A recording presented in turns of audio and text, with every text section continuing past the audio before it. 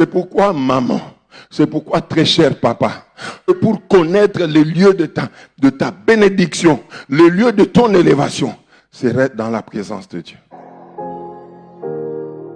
Il y a de l'espérance tant que tu vis. Joseph, pour ses frères, c'était le tuer pour arrêter sa destinée. Ainsi que tout cela finira, ça suffit. C'est moi, mes frères! Regarde, on dirait que le maître des rêves nous a trouvés.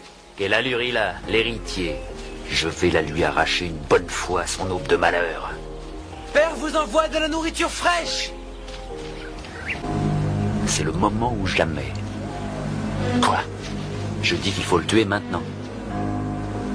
Mais il ne savait pas qu'il y a un lieu qui était destiné pour l'accomplissement de la destinée de Joseph.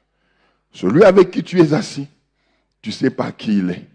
Il y a un lieu de sa destinée.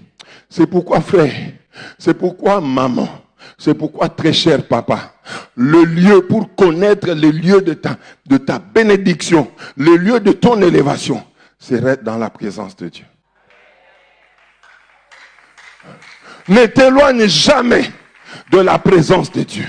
Que tu sois abandonné, que tu sois esselé, que tu sois humilié, que tu sois l'objet de moquerie ou même l'objet de raillerie pour une ou telle autre raison. S'il te plaît, n'abandonne jamais la présence de Dieu. Reste dans la présence de Dieu. C'est là dans sa présence qu'il te fera du bien. C'est dans sa présence qu'il te donnera des opportunités. C'est dans sa présence qu'il te relèvera. Reste dans sa présence.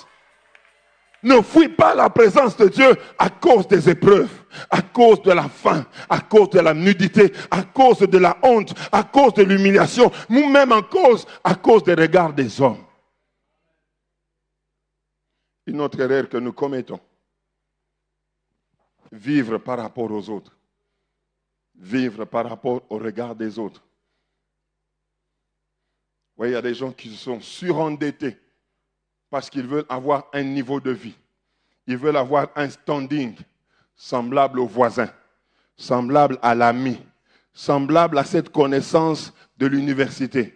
Non, ta destinée n'est liée à personne. Vis en ayant les regards tournés vers Jésus, lui qui est l'auteur et le consommateur de notre foi. Notre destinée, ce n'est pas par rapport au Christ, ce n'est pas par rapport au voisin.